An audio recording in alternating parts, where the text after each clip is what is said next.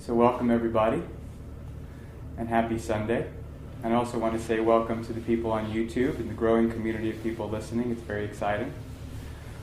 Today we're talking about self-love, self-healing, and self-acceptance as a path of joy. And really how self-love is primary and integral to the spiritual path, and something that's not spoken about enough, but that is really the center of a life of joy and happiness.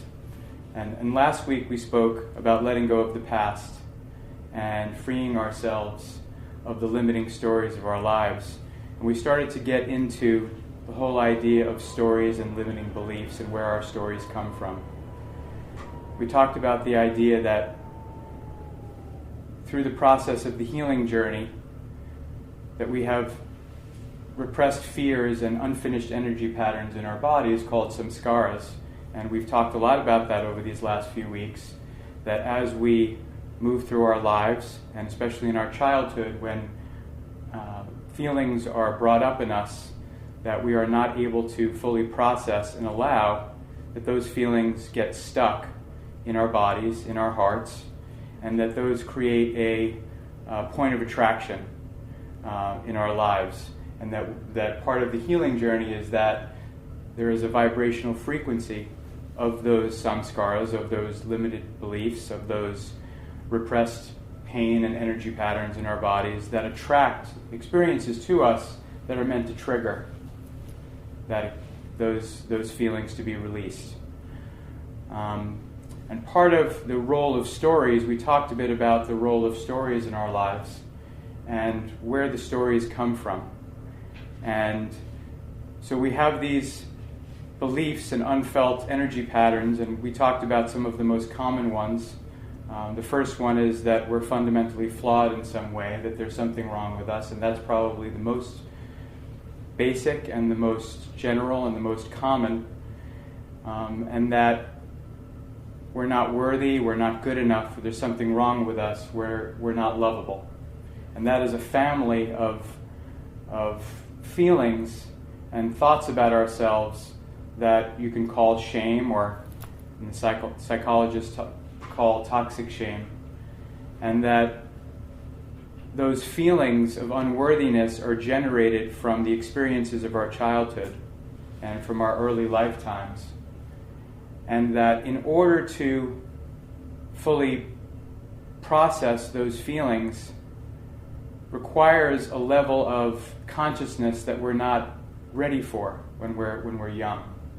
And so when something in our lives triggers a feeling that we're not loved the way we need to be loved, for example, when we're not getting the love, if we're abandoned, for example, by one of our parents emotionally or physically, or if some trauma or painful event happens in our childhoods, we talked about last week how it's too scary to think about things happening that don't have a reason for them. And it's too scary to think about our parents being somehow imperfect. That as children we need to look at our parents as being gods, as being perfect. And that creates a feeling of safety when we're children. And if our parents are behaving in a way that is showing us that they are not loving us the way we need to be loved, or paying attention to us, or they're not there for us, in order to maintain the perfection of our parents in our minds, in order to defend against the painful feelings that them not being perfect would allow in, we create a story that it must be our fault. So the role of stories is really a defense and control mechanism. We're triggered in our lives to feel something, and the feeling is too overwhelming to fully allow in. It's a feeling of sadness or loneliness or grief or isolation or panic. Sometimes if something happens that's overwhelming, like divorce, which was one of those things for me that felt very overwhelming. If something happens in our childhood that we're not able to fully allow in and experience and then therefore release, what happens is we go up into our heads, we leave our bodies, and we've talked a lot about living in our spiritual centers versus coming out of our centers and coming up into our heads. And so the head has the energy pattern and tries to figure out a way to process the energy because we're not allowing it. It's a form of resistance, and so we tell a story to justify it. So the story needs to be something that makes us feel safe enough because the feelings are too scary. And so the feeling is, I feel not worthy of love because my parent is not giving me the love I need. I'm not lovable. I'm not good enough. And so it must be my fault.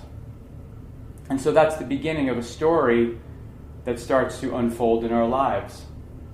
A story that we start to, and we spoke about this last week, a story that we start to make true through the unfolding of our lives, because we have this energy pattern in our bodies that's saying, I feel sad, I feel lonely, I feel like there's something wrong with me because I didn't get the love I need, I didn't get the approval I needed, I didn't get the attention, and I couldn't fully allow myself to feel those feelings, and so I created these stories in my head to justify, to make my parents perfect, to make the world understandable, and that's how I lock these stories into my body. And so I move through life carrying feelings of I'm fundamentally flawed, or feelings of I'm not worthy of love. And so what happens is we develop what's called an inferiority complex or low self-esteem as a result of these stories, because we make them true, and they're a way of splitting off from our true nature. So we start to no longer have the self-love that is natural to our being, that is natural to a child who is allowing their feelings, expressing their feelings, releasing their feelings. We talked about how child skins his knee, he cries, then 5 minutes later he's laughing, he's playing with his friends, then 5 minutes later he's yelling at his friend for taking his ball, or she's, arguing with a friend over a doll, and then crying, and then laughing, and then yelling, and it's just processing and allowing feelings. And that's the natural organism's way of allowing our feelings to unfold. But when we start to develop these blocks and that come from these stories and limiting beliefs, we start to develop a pattern of resisting and judging ourselves, and resisting and judging the feelings that want to arise in us. And so this self-judgment starts to manifest at first with a lack of self-acceptance, and really the most vital form of that lack of self-acceptance is just the not allowing of our feelings. Because to allow your feelings, you need to accept yourself and what's going on with you. And so our teacher, Don Hansen, in Transforming Cellular Memory, talks about this is sort of this primary split from our true nature that occurs. So we're living our lives as children, events occur that make us feel a certain way. The events are overwhelming, the feelings are overwhelming, and so we learn to split from our feelings. And that's the beginning of disconnecting from our spiritual center. And all of this work that we've been talking about is about how to be in our spiritual centers. And so this first way that this manifests is in the form of self-judgment and not allowing our feelings. And so we've been talking since the beginning of this series of talks about the primacy of allowing your feelings, because, as I mentioned earlier, we are holding these energy patterns in our bodies, and these energy patterns have a vibrational frequency that attract events into our lives that are meant to trigger those energies so that they can be released. And we really have two choices. We can surrender to life being a healing journey, and we can allow and embrace the feelings that life triggers in us to come up and be released, and therefore we are changed, and our point of attraction or our vibrational frequency towards what we're attracting in our lives changes because we have released that old vibration of I'm not worthy, I'm not good enough, or whatever story was there. Or if we start to move into low self-esteem that comes from blaming ourselves from the things that are happening in our childhood, because we can't blame our parents because they need to be perfect, and we can't say that the universe is random and quote-unquote shit happens, excuse my language. There needs to be a reason, and so it needs to be my fault, and therefore I'm to blame, therefore there's something wrong with me. Therefore I need to judge myself. Therefore I cannot accept myself and who I am, and the most essential part of not accepting myself is not allowing my feelings. And so this self-judgment blocks the healing journey. It's a way that we get stuck. So we believe these stories about ourselves that somehow we're not worthy, and they affect our self-esteem, and they cause us to judge ourselves and blame ourselves for the things that happened to us in our childhood, and it causes us to judge ourselves and to not allow ourselves to feel our feelings. And I spoke here about one of my stories was from my parents' divorce, and I talked a little bit about inner child work and about trying to spend some time connecting with your inner child, and I gave an example of a guided meditation and taking a few breaths and walking down some stairs and imagining what's occurring on the other side of a door that you approach, and then waiting a few beats and opening the door and your child being there, your inner child at some stage of your life being there to greet you and to have a gift for you, and also to have not only a gift but some sort of a commitment that they made at that time in their lives. And the commitment that I made at the time of my life when I was young and my parents were getting a divorce, and I likewise had this issue of I can't blame my parents for what's going wrong. They must be perfect, so it must be my fault, was their divorce must be my fault. And so from now on, my commitment was I'll never let things fall apart again, because it was my fault that my parents got divorced, because I wasn't a good enough boy. And so what happened to me in those times was actually that my parents told me that they were going to get a divorce, and then there was a period of about 6 months before it actually happened. And in that time, I developed a pattern of behavior which was all about dancing as fast as I could to be the best little boy so I could hold everything together. And that pattern of behavior became a pattern of behavior that exists to this day, and it manifests in my business and other aspects of my life, because it's my responsibility to fix it. I was the bad boy. I need to be a good boy so that my parents will stay together and things won't fall apart. And actually that story is safer to feel than the terror and the panic and the fear and the sadness of my family. At that point, it felt like falling apart. We talked later, and we're not really going to get into this, but we talked about reframing some of those stories and how I learned to reframe my parents' divorce not as a falling apart, but as a cracking open and a liberation for all of us. And that's a talk that we talked about last week, but it's important to, just wanted to mention that sort of reframing is very healthy and also aids in liberating some of this repressed energy. But when we're talking about the role of this lack of self-love, self-judgment, lack of self-acceptance, kind of the next level that happens is if we're not loving and accepting ourselves and our feelings, then we can't really dig down into our spiritual centers. We can't really rest in peace and ground ourselves in a sense of witness consciousness, or in an ability to create an internal sense of peace, an internal security, if we're unable to process our feelings.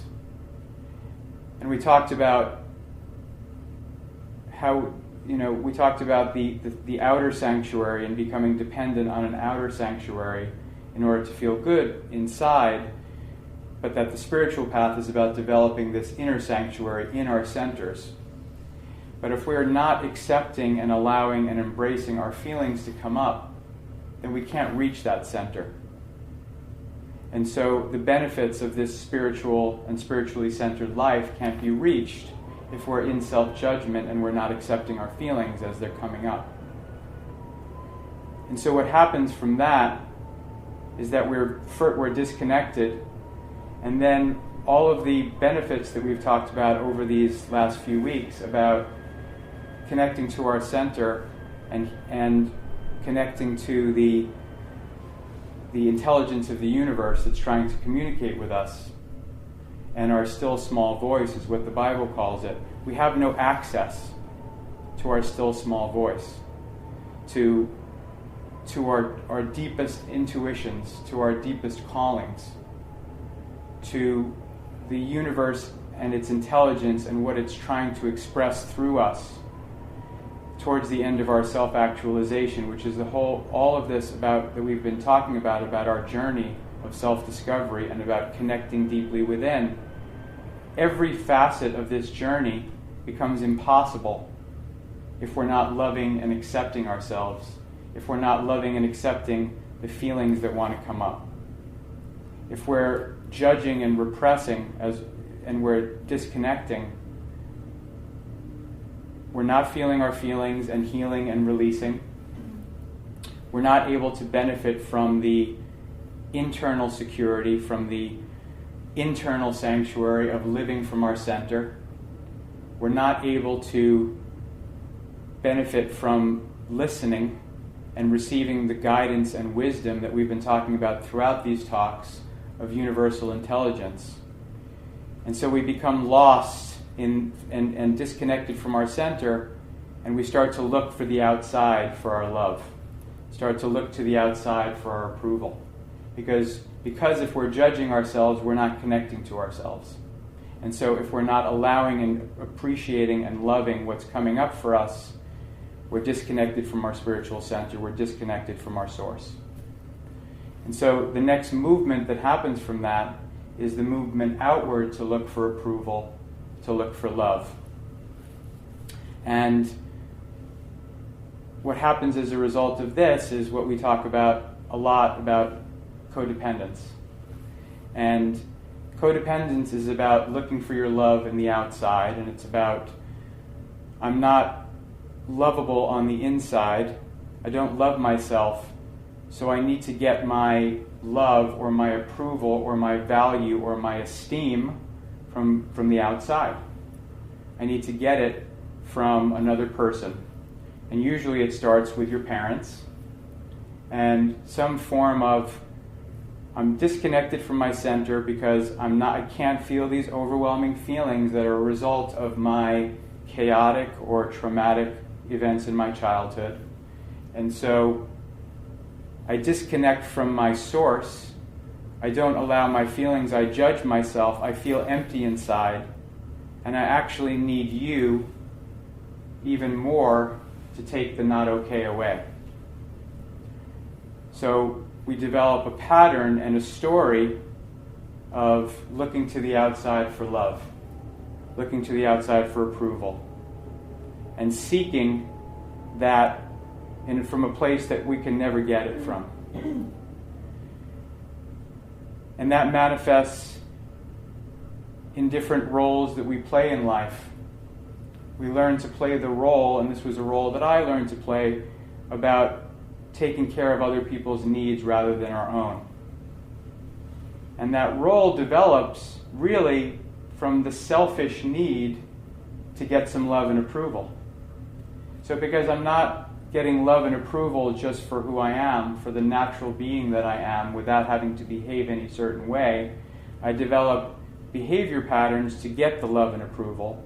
And one of the forms of that is taking care of other people. And that's a form of codependence. That I become obsessed or addicted to the well-being of someone else because that well-being of someone else is primary for me to be okay, because if I take care of another person, then they will love me, approve of me, and I will feel okay about myself, and I'll have more self-esteem. And I will relieve myself of the burden of this inferiority complex, of this I'm not good enough, I'm not worthy, I'm not lovable.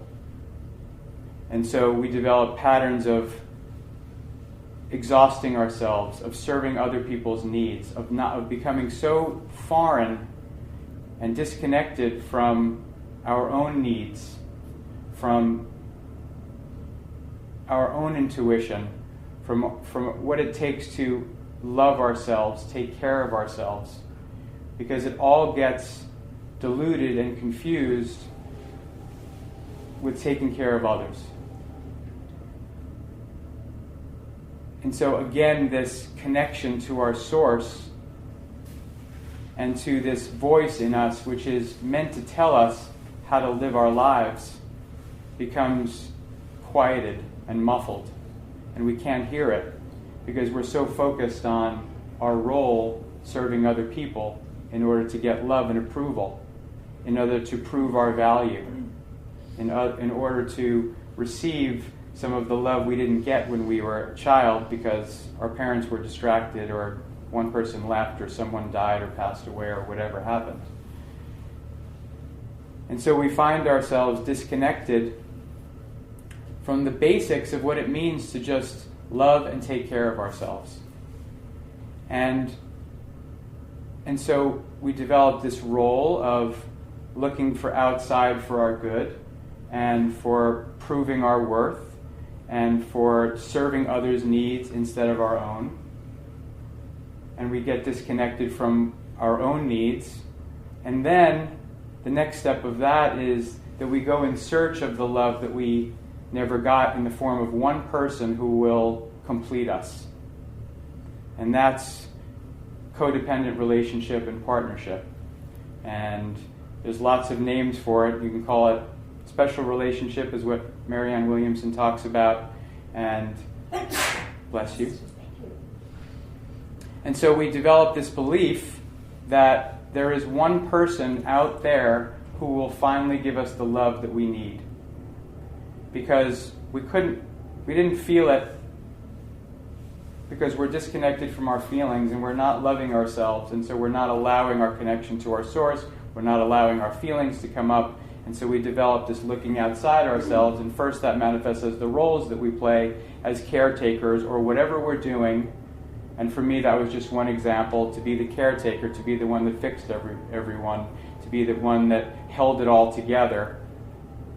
Whatever the role is, that's a role that we start from childhood as our way to get the love, get the acceptance. And then as we grow older, we're playing that role, and oftentimes we play that role in relationship, but the thing that we really feel like is our final frontier of, I'll finally get what I've always wanted.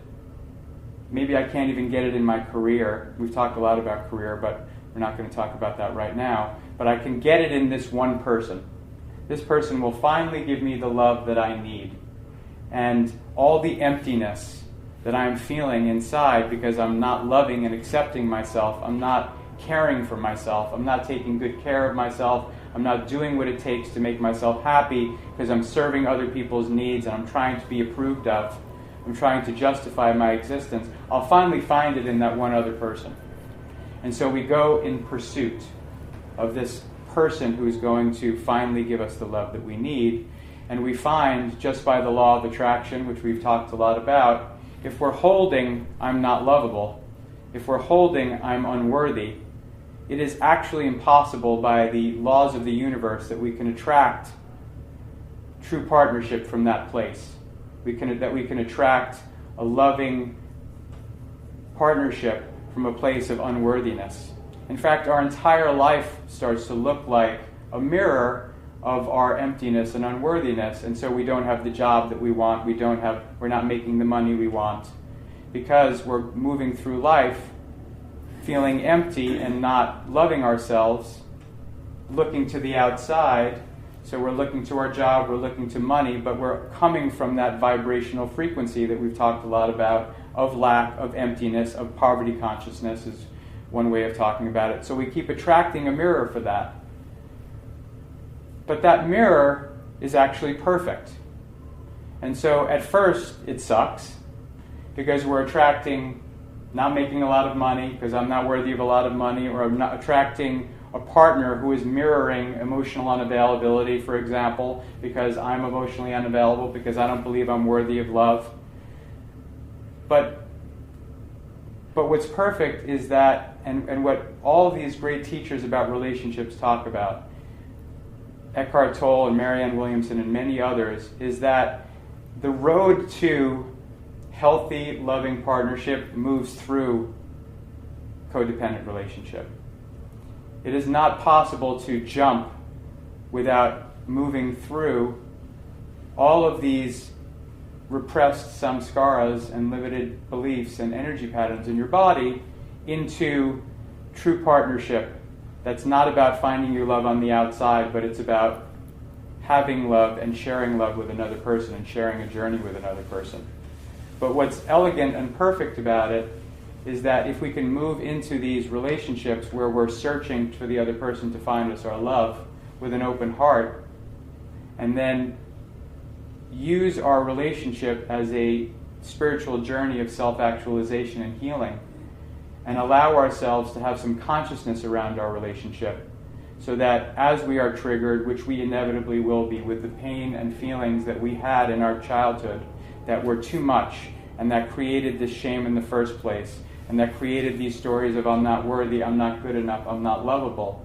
If we can allow ourselves to finally say yes to those feelings, they can be released.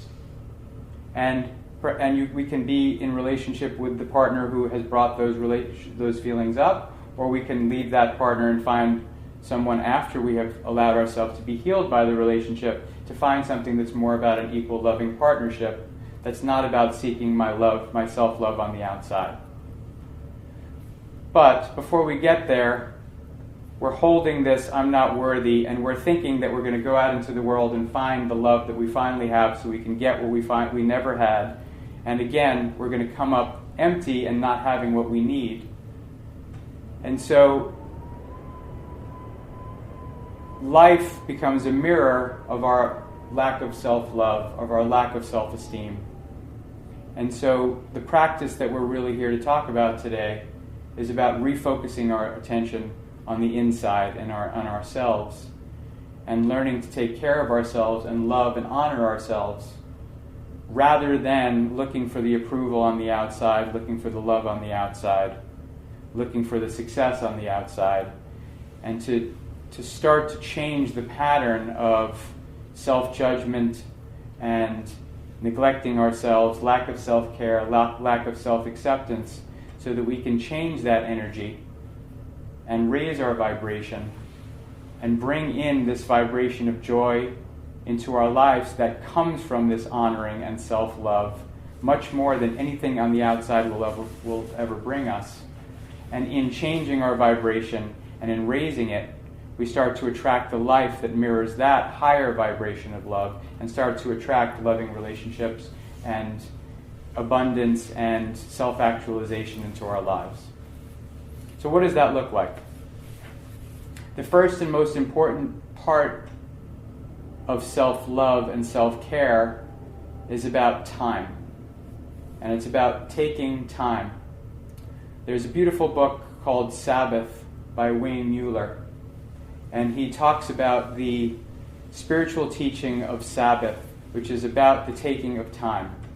So traditionally, in the Bible, in the New and Old Testaments, there is a day where God rested, right? And we know in metaphysical interpretations, maybe not so much about God resting, but more about what we should be doing to live fully self-actualized lives.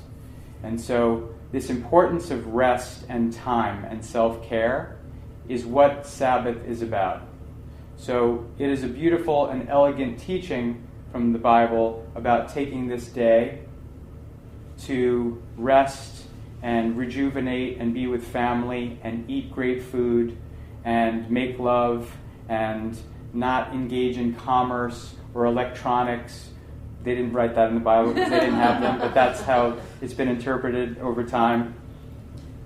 And to really take time to slow down, to rest, and to nurture oneself.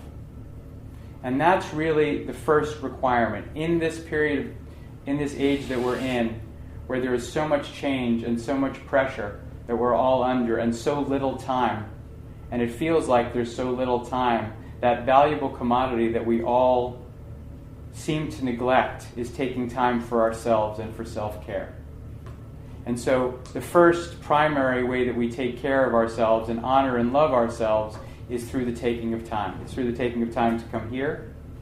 It's through the taking of time to be with your family, to be by yourself. It's eating good food, it's resting, it's getting enough sleep. Nutrition is vitally important. Donna is a teacher of nutrition and how that is a huge component of self-care and changing your vibration of your body so that you're attracting greater things into your life. But the notion of taking time, not only on a weekly basis, but on a daily basis, and developing some sort of way to honor yourself and to connect with your spiritual center on a daily basis. So the notion of a morning practice is very common, but seems to be very difficult for a lot of people. The idea of committing to a daily practice is something that I know many people resist. It feels like a lack of freedom. I want to be able to be spontaneous in my life. I don't want to commit to a grounded practice every day. It feels like a prison. But actually, it's a liberation. And so I would just say to ask everyone here to just perhaps commit to a few minutes in the morning of sitting quietly. The word meditation scares people. It doesn't have to be meditation, although we've talked a lot about meditation not only being something we should do in the morning, but a life of meditation where we're constantly reminding ourselves to move back into witness consciousness, to allow ourselves to see the thoughts in our head like images on a movie screen or like the credits rolling at the end of a movie, allow ourselves to embrace our feelings and let them pass through us without judging them and holding them more lightly. So we've talked about that, allowing things to be as they are, energy of meditation. But if you prefer something other than that word, just sitting quietly. And there's one practice that I would recommend today from a great teacher named Lee Harris, which is just about connecting with your heart. So what he recommends, and I think this is really important, especially in terms of getting in touch with your feelings in the morning, is just putting your palm over your heart and sitting for a few minutes in the morning and breathing deeply and communicating with your heart, which is your emotional center. And your emotional center will communicate with you if you give it the time about what feelings want to arise. What are the feelings that want to arise that I'm maybe not allowing, that I'm stuffing back down with food or alcohol or exercise or purchasing things or whatever I'm doing? What wants to arise today? Because in fact, as we live our lives, we really have two choices. Again, we can sit in the morning and let our feelings arise, and this is a form of self-love and self-acceptance and no longer judging ourselves, but loving ourselves and allowing our feelings to come up. Or, by the law of attraction, we will create a day that is all about triggering the feelings we're not wanting to feel. Rest assured, our feelings will win out. They'll win the day. So either we can develop a practice of getting in touch with them and going to healing circles and teachers and talking to friends and whatever else that you do to allow yourself to feel your feelings. Or if we move unconsciously into our day, our feelings are going to manifest as the experiences coming to us that are trying to trigger those feelings, because that's the point of attraction. That's the vibrational frequency we're giving off. So if I'm not wanting to feel my deep sadness today that came up because something happened in my life or something was triggered about my early childhood or my real fear, rest assured my day will unfold in a way that wants to trigger my sadness and my fear. And so if we can do it consciously, so it's the conscious moving through our lives, and it's the unconscious having our lives keep trying to trigger something that we never allow. So in a way, it's a very self-serving, not only because we're loving ourselves and getting in touch with our feelings, but we're also saving ourselves from the challenge of having to have an extra challenging day that day. If we can get in touch with the feelings that wanted to come up before the day starts, we don't have to have the drama and the trauma of the day that was trying to trigger those feelings. And that's kind of the root of where you get to when you stay on the spiritual path for a while, that you're not needing your life always to trigger because you're more conscious. And then you're allowing your life to trigger you on a much more daily basis. And you've released so many of the past issues that really it becomes fresh. It becomes, I'm just being triggered on something more recently. I'm not carrying so many years of repressed pain and some scars, so that there's not as much to release. And so my life gets lighter and easier because I'm not setting up these unconscious dramas in my life in order to trigger myself, and there's just less stuff I'm carrying around. So it's just sitting in the morning. And then I would recommend maybe writing down what comes up for you. So sitting quietly, putting your hand on your palm over your heart, taking a few minutes to just sit quietly, and then writing down what comes up for you and expressing it. There's many other things to be doing, like reading a great book or listening to music or burning incense or meditating. There's yoga. We have some yoga practitioners here. Many ways of loving ourselves, which are all around the topic of taking the time. So I'm about as busy as I've ever been in my life. I literally am working 7 days a week, and I have not been taking the time this past week, and I can feel it. And so the energy of the way I'm living my life has been work and stress and exhaustion rather than joy. A little bit this week, a little bit more than I would have preferred. Because I didn't take the time, because I justified I had no time. So I did my morning practice, but I didn't do some of the other things that I normally do. And the results were that I had a lot of unfelt feelings coming up in me that I was not allowing. And so I had some drama in my life because I wasn't feeling the feelings. And so it was projected outward, it was mirrored, and so I had to have the challenge of letting them come up. So I saw this really clearly for myself this week, and it was all around the fact that I just didn't take the time to do some of the things that I know that I need to do, and also just a lot about getting enough rest. And rest is time. So we all say we don't have enough time to sleep in or whatever we have to do, structuring our lives. So it's a spiritual practice, it's a movement. It's a body movement practice of some kind, taking a walk in the park, not having it be focused on how you're going to look as a result, although sometimes that can be a benefit, but really about loving yourself. Because if you're doing something with the energy of how you're going to look after, which is why I worked out for 25 years, which was not so much about loving myself at all, rather it was actually about resisting my actual natural body and feeling like it should look a certain way. It needs to be harder, it needs to be tighter, it needs to be thinner, right? So I was going to the gym, but there wasn't any self-love in the gym. There was something the opposite of self-love. There was a lack of self-acceptance in the gym for me. But yoga for me became something different. Sometimes the gym for other people can be a form of self-love, so there's no judgment. But the way, the spirit that we're bringing to this practice really needs to be about honoring and loving ourselves, not about the results, about us losing a few pounds or looking better in our clothes, although that sometimes will happen as a result. And it's really important, and this has been more challenging for me, and it goes back to the topic from last week about connecting with our inner child.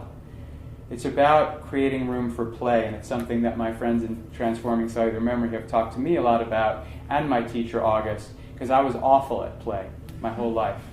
Because I didn't believe I was worthy of play, because I was too busy taking care of everyone and being a good boy and working really hard to make things don't fall apart and keeping my life, on track by working really hard all the time, because it was all on me, and also repressing all of these feelings. And play is a totally different energy. So in this inner child work, besides the work which is really important to do, which of connecting with our inner child and listening to the yearnings and the callings and the messages and the gifts of the inner child, And by the way, the inner child will not only provide us with the hurt, the messages of what's been lost in terms of true nature, but they'll also provide us with the lost gold of who we really are and remind us of our gifts. Through the practice of honoring our inner child, that sometimes hard to find what is our calling in life that we've been talking about, what is our purpose, where our gifts lie, will also result from this connecting to our inner child, because our inner child holds our gifts. And perhaps our gifts were repressed at the time of our childhood because they were not appropriate, they were not honored. And we've talked a lot about manifesting our gifts and self-actualization. We won't get into that now, but what's really primary is that many of us have lost our connection to that true gift throughout all of the performing in our lives, performing to receive approval, performing to get the love that we wanted, to get the approval that we wanted, to be what people wanted us to be. And so the inner child can bring that to us. But also, the inner child, we can establish a relationship of playing and honoring and having play dates. So we all know, some of us, some have kids in this room, but we've all heard of the notion of a play date. Kids, moms have to make play dates for their kids before the kids can go meet up with each other. And there's a lot of driving involved, and right? I know you've been through that, I'm sure, a lot. But the whole notion of making a play date with your inner child. What do you really want to be doing? Asking and meditating and connecting. You can write a letter to your inner child. One thing that's very effective is writing a letter to your inner child with your right hand and then responding with your left hand, or whatever your offhand is. So for me, I'm a righty, or it would be vice versa. So that the actual writing of the left hand amazingly mirrors the writing of a child, and it really carries the energy of the child. And also because it's left brain, because it's a different part of the brain, oftentimes channeling through the left side will allow us to connect to the inner child in a way that we wouldn't if we were writing with our normal hand, so to speak. And so what does your little boy or little girl want to be doing today? For me, it was simple things like riding a bike. So I went out and bought a bike, and I rode a bike around Central Park, or jumping up and down on a trampoline. For my teacher, August, it cost her a lot of money. The little girl wanted to take all the buttons off of all of her suit jackets and sew different not matching buttons on all of her jackets. And so that's what she did. She honored that. And yes, it cost her some money because she needed to replace these jackets, but she honored that. And in the honoring is the self-love. That's the self-care. And through the self-care, we establish this connection. We establish this connection with our true nature, with the part of us that we repressed when we were young because it wasn't approved of or because it wasn't appropriate to our surroundings. The part of us that we left behind and abandoned when we sought to find our love outside of ourselves. We start to reconnect with that part. And so what happens is, all of a sudden, we're accepting ourselves more and we're judging ourselves less because we're spending time loving ourselves, and therefore we're allowing our feelings more.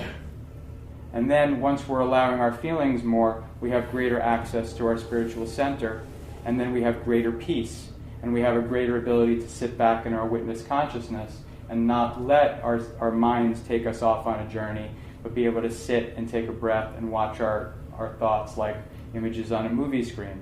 And then we can sit even farther back as we're honoring our feelings and allowing them, and not be as moved by every feeling that comes through. Allow it, release it, experience it, but not let it take us on a journey of self-destruction or any kind of journey that comes from resisting it. And so then we gain access to our spiritual center, and then we're listening to the intelligence of the universe. The intelligence of the universe is communicating to us about what is our greatest yet to be, what wants to manifest in our lives, what is our greatest next step. Do I want to turn right or left? Or we start to be able to follow our energy, which is what we've been talking about, as the basic GPS of our lives. And we start to be able to connect to that one source of direction, to no longer feel lost in an outside world where we're trying to find our love and our approval and our acceptance, but rather internally guided from our connection to our source. And then we start to move into relationship, and then we start to see that we're giving ourselves away too much for love, that we're performing too much for love, and therefore we start to see our complexes of codependence as they're first in relationships that are non-intimate relationships, out in the world. How am I giving myself away and trying to prove myself, prove my value, perform all the time? For me, it looked like overworking myself to exhaustion to be a good boy. And then, even next step is in intimacy. So I start to see how I'm giving myself away, start to honor and love myself, and then I start to really change my vibrational frequency of attraction for love, because I am loving myself. And I am, therefore, vibrating at a frequency of havingness of love. And I talked about, I think in one of our first talks, about the work that I did around this in partnership. I was working with one of our teachers, Jen Hansen, and I was doing a lot of work, and also with August, doing a lot of work about letting go of the notion of finding a partner.